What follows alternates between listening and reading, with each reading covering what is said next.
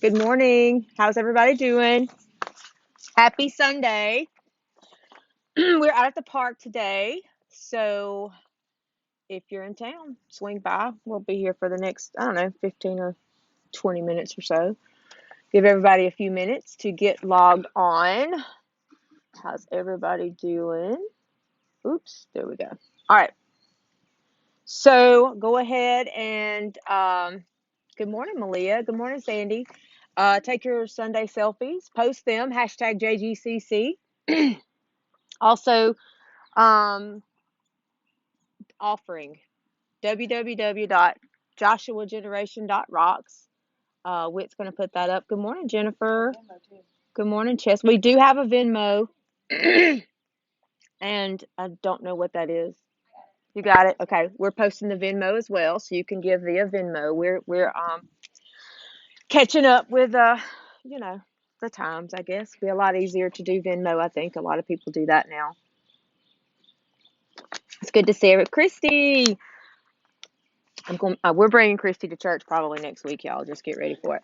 So we're gonna go swing by and pick her up and bring her to church. As long as the weather is good, she looks incredible. She came by the shop yesterday. It was great. It's so cute. It's so cute. All right, guys. So we're gonna go ahead and am I missing anything? Offering Sunday selfie. We good. I think I got everything.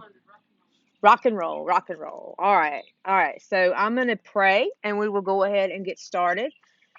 God, we come to you today and we ask you to continue to open up our minds, help us to enlarge our territory, go beyond our minds, show us where we're going and what that's going to look like. And we trust you to do that in all your holy names. Amen. All right. So, the past 3 weeks, we tackled some damaging theology. We talked about the rapture theology, the Left Behind series, the movies, Left Behind movies, and that terrible doctrine and theology that was just it instilled fear um, and made us feel afraid that we were going to be left behind. Like God, we're not good enough. God's going to leave us. The rapture's going to happen, and this is going to happen, and we're going to be left behind if we're not, we don't pray right or act right or blah blah blah. And so we started looking at Revelation, among other things. And as we went beyond our minds, the metaneo, right, we began to see something very different. And we walked back through Moses' journey, the burning bush, escaping Egypt, Pharaoh, walking in circles for 40 years. And we landed on this idea that Joshua was birthed by Moses, brought forth, metaphorically speaking. Joshua was the transformed version of Moses. So Moses went into the wilderness and Joshua came out. Moses' name means drawn out of the water, and Joshua means Jehovah is salvation. I'm doing a little recap, so y'all follow me, okay? Born of water, born of spirit. Remember, we talked about that, I guess it was 2 weeks ago. Moses, born of water, Joshua, born of spirit, the two rebirths. So here we are at the Jordan, crossing over. And that's the title of my discussion today, crossing over. So I'm going to go to Joshua 5, 2 through 4, and then 9 through 12. At that time, the Lord said to Joshua, make flint knives and circumcise the Israelites again. So Joshua made flint knives and circumcised the Israelites. Now this is why he did so. All those who came out of Egypt, all the men of military age, died in the wilderness on the way after leaving Egypt. All the people that had came out had been circumcised, but all the people born in the wilderness during the journey from Egypt had not. Then the Lord said to Joshua, today I have rolled away the reproach of Egypt from you. So the place has been called Gilgal to this day. On the evening of the 14th day of the month, while camped at Gilgal on the plains of Jericho, The Israelites celebrated the Passover. The day after the Passover, that very day, they ate some of the produce of the land, unleavened bread and roasted grain. The manna stopped the day after they ate this food from the land. There was no longer any manna for the Israelites, but that year they ate the produce of Canaan. He says that this is in here like 3 times. They ate the produce of the land. There was no more manna. That was repeated in this. So now I want y'all to remember we're not reading this literally. So the word circumcise, and I know that's a terrible word, and we're in no way supporting circumcision. It's not about circumcision. This is metaphorically speaking. It's a metaphor for covenant, or the removal of something to, okay? So God says here, today I have rolled away the reproach of Egypt from you. Now that word reproach means condition. So this basically is saying, I've rolled away the condition of Egypt from you today. And as I read that, if these people were never in Egypt, why would they need this? So looking at it in the same perspective as we did, the last time I was speaking, the sons were birthed in the wilderness. And I'm seeing that picture of a transformed people, just like Moses brought forth Joshua, the rest brought forth sons while in the wilderness, right? We talked about that. And that word sons, elevated. They were elevated. They were transformed. Okay, so these sons were the transformed version, the reborn version of those that came out of Egypt. Are y'all following me on this? And God says, I have rolled away Egypt. I have rolled away. And I can't help but think of the stone being rolled away from the grave. Remember, we talked about Lazarus just a few weeks ago.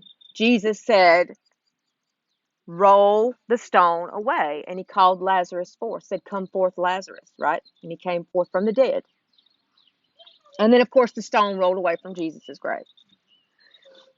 And so the picture here is spirit rolled away or removed the condition of Egypt, right? Gone, transformed, reborn. Are you seeing a picture here? Change had to happen before they could go into the promised land, before they could go into that next level. And, I've always read this, and it's different people, right? I've always read this as the Israelites came and they died, and then other people came forth. You know what I'm saying? But I'm truly seeing this as just a transformed people, not just new, not different people. You understand what I'm saying? We talked about that last week. It seemed like it was, different people, but they are different, but you understand what I'm saying? They're transformed, and that's what I'm seeing in this. So change had to happen before they go into the promised land. So it's death to the old, removing old ways, thoughts, patterns, ideologies, wrong beliefs, it change, transformation, and another rebirth. And I love this because we talked about the 2 rebirths: being born of water, being born of spirit. In verse 10, it says, "This was done." Hey guys, how are y'all doing? Good to see y'all. Verse 10 says, "This was done on the 14th day of the month." And y'all know I got to check that number. And I love this. I love this so much. And then it says the manna that they ate had stopped because they ate from the land. The manna had stopped, right? 14 is symbolic of a double measure of spiritual perfection. So that really reiterates that second rebirth.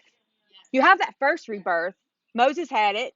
right? Went into there and started working on that stuff and working and working. And then there was another rebirth to be had. And there was a total transformation then, right? So it's like a double, double measure of spiritual perfection.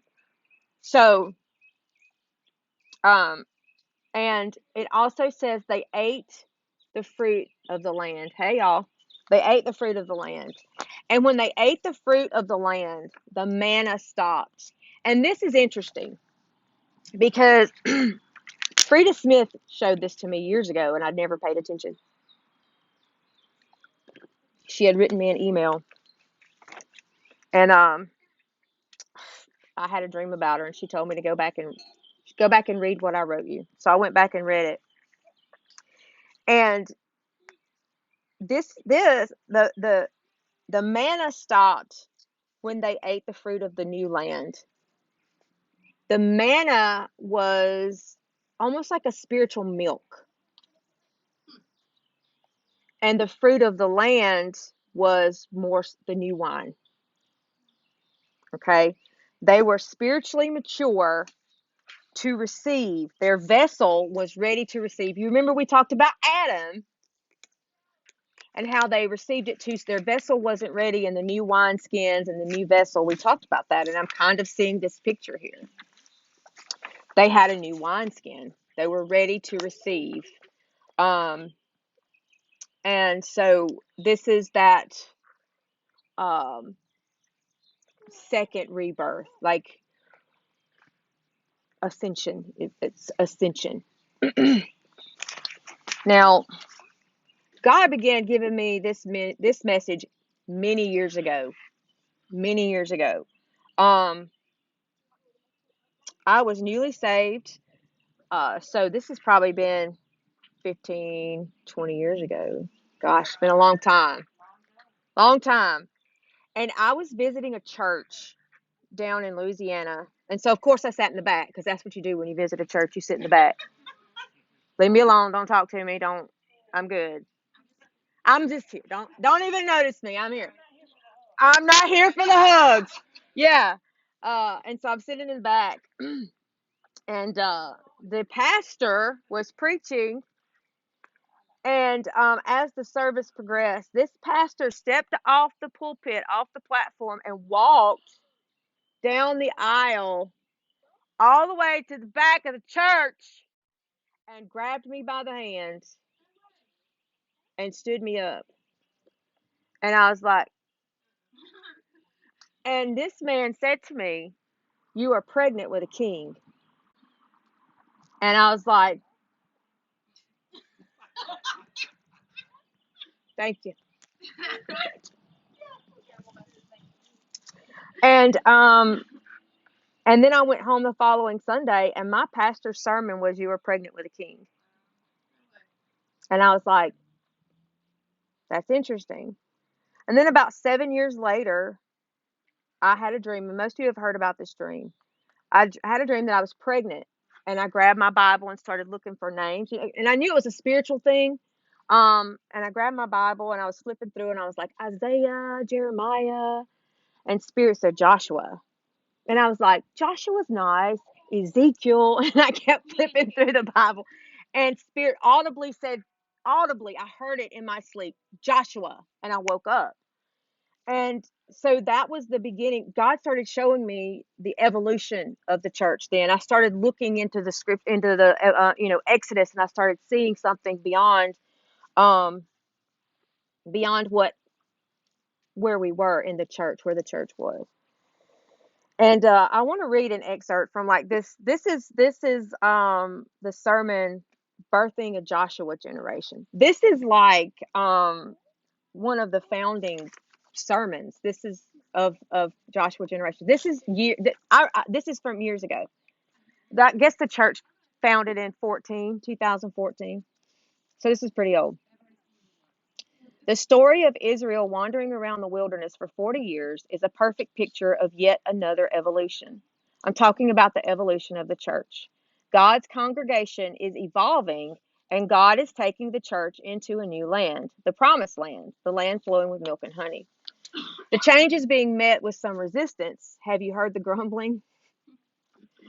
I read a blog the other day that referred to children being raised in LGBT homes as victims.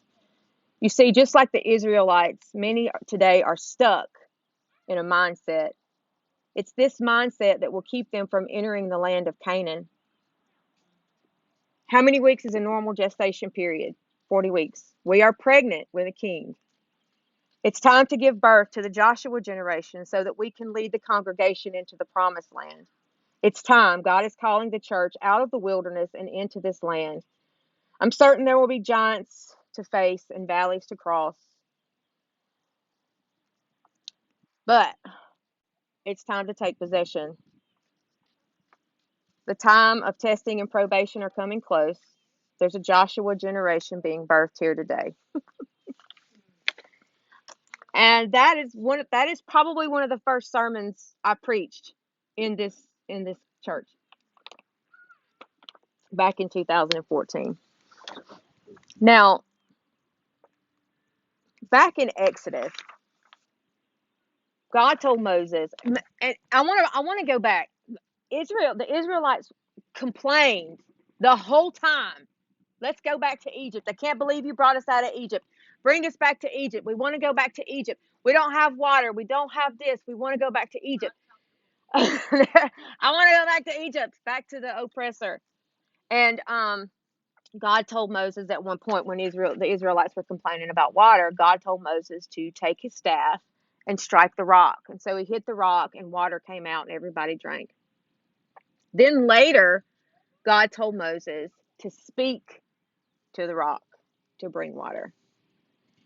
God told him to do something different, something more merciful, something more graceful, more kind. But instead, Moses decided to do what he had always done. The same way he told him to do it one way, so it's got to be the way to do it. We're not going to change that way. And so he hit the rock, not once, but he hit it twice. And Moses died in the wilderness, right? So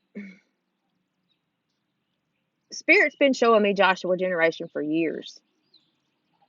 But because I was still operating in religious, legalistic mindset, an Egyptian mindset, all I knew was Egypt. It's where I was raised. It's where I was trained. It's where everything I was taught was Egypt, Egypt, Egypt. You know, I'm speaking metaphorically so y'all understand. I have nothing against Egypt. I think Egypt's cool as hell, and I want to go visit the pyramids. You know, this has nothing to do with Egypt. This is a metaphor for the dark land, like the place where we were slaves, the place where we were oppressed. Um, but Egypt is all I knew. And so I came out of the church, um, and was told to do this work, and all I did was build another church. Just built another church, because I did what I'd always done. Didn't know that's what you do. You go and build a church. Spirit tells you to leave and reconcile the people back, and you build a church. That's what you do. I've been trained to build churches. That's what I was told to do. I didn't follow Spirit's vision, or instructions. It was way too radical. That will never work in the South, especially in Mississippi. So I had to walk in circles, unraveling, unlearning, undoing, unpacking, unchurching, and letting go of Egypt.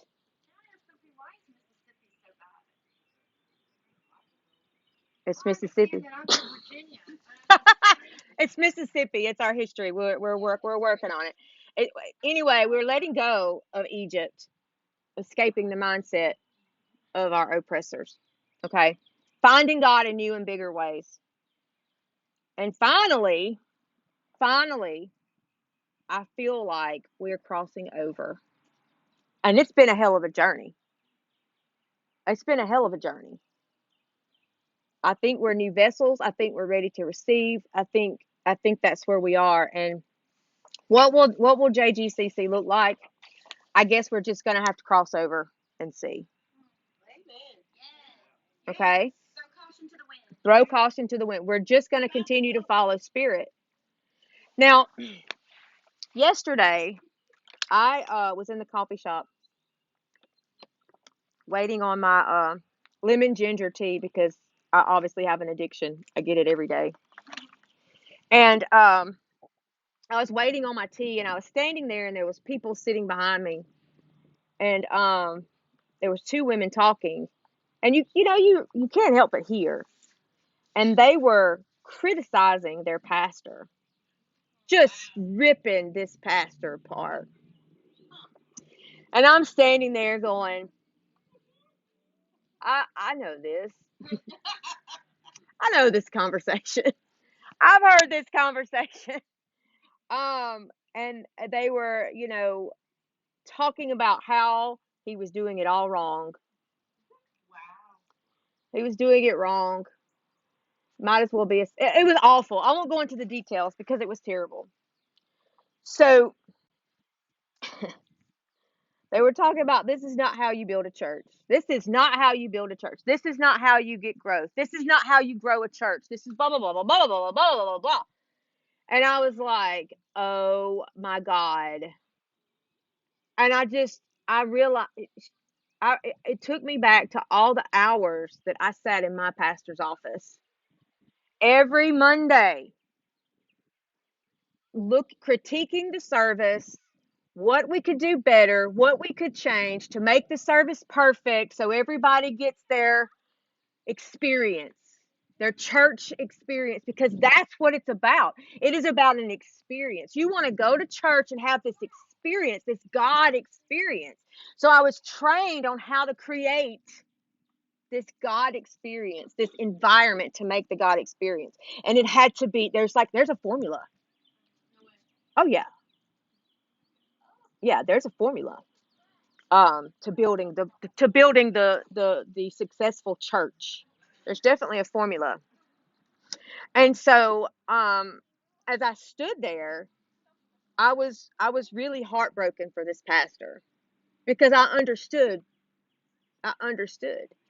I've been on both sides of that conversation. I've been the person talking about the pastor not doing it right, and I've been the pastor that everybody's talking about is not doing it right. More so on the latter.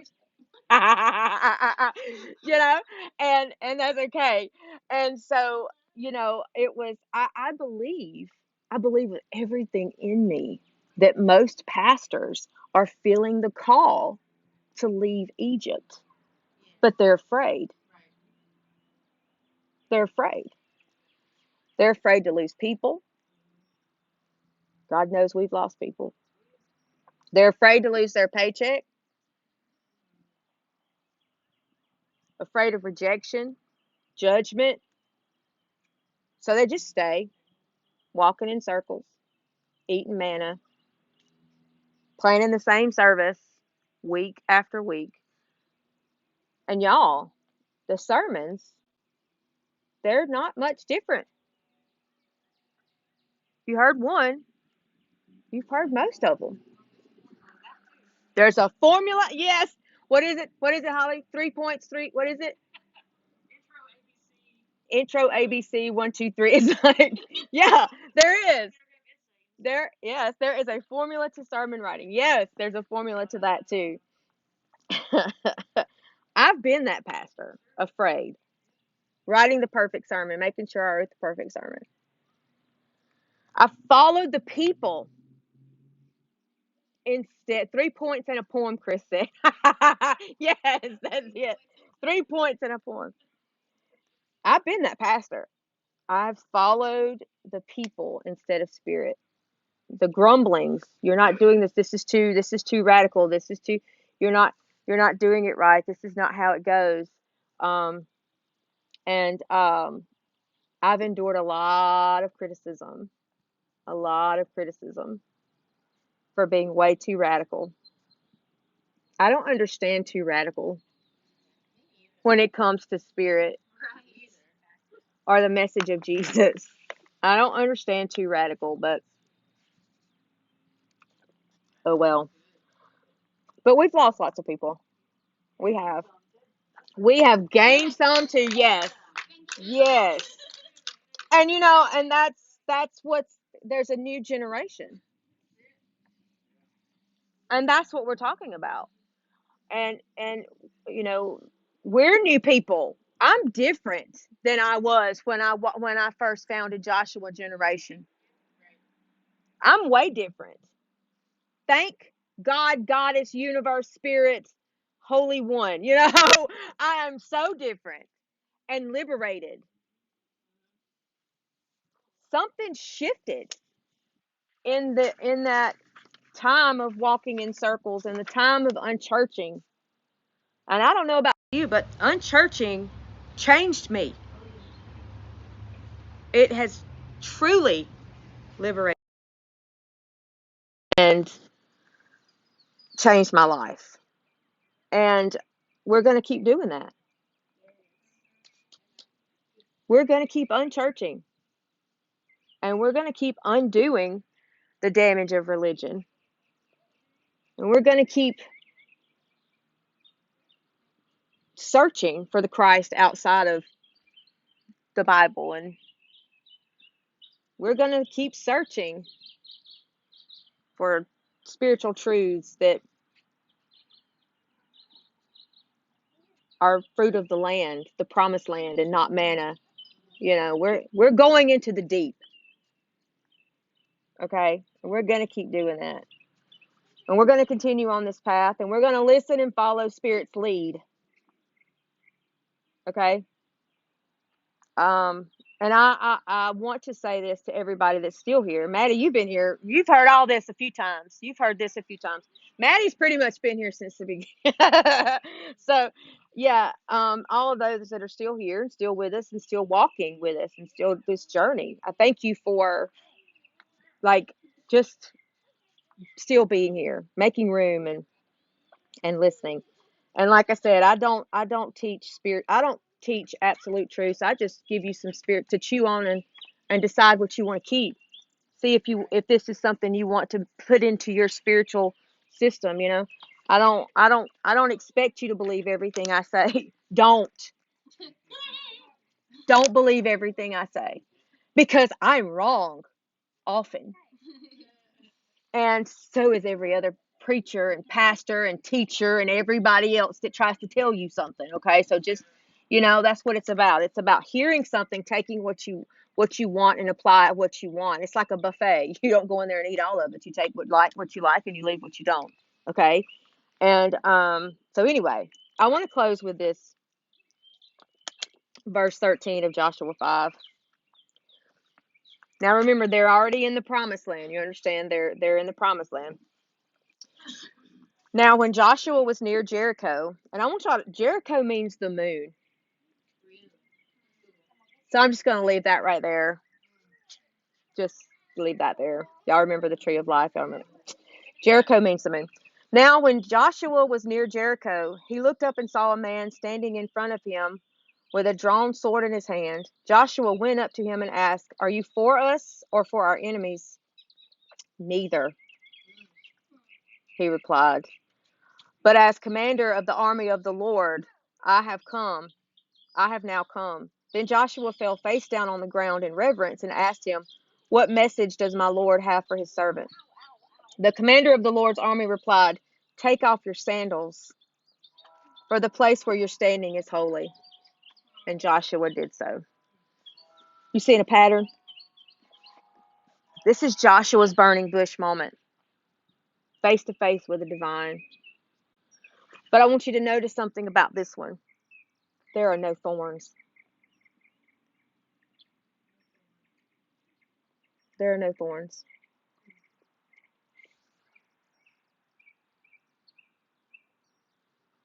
That's a powerful, powerful thing. And I'm going to leave that there for y'all to, that's heavy. I'm going to leave that there for you to think about. There are no thorns. So what lies beyond the thorns? I guess we'll see. That's where we're going. And I felt the need to establish that because we have transformed and I guess our vision has grown and it's metamorphosing. All right, guys, that's all I got. And I love you, and I hope that everyone has a beautiful day. And don't forget your Sunday selfies. Post them hashtag JGCC. And I hope you will continue walking with us as we cross the Jordan. I love you guys. Have a wonderful day. Bye.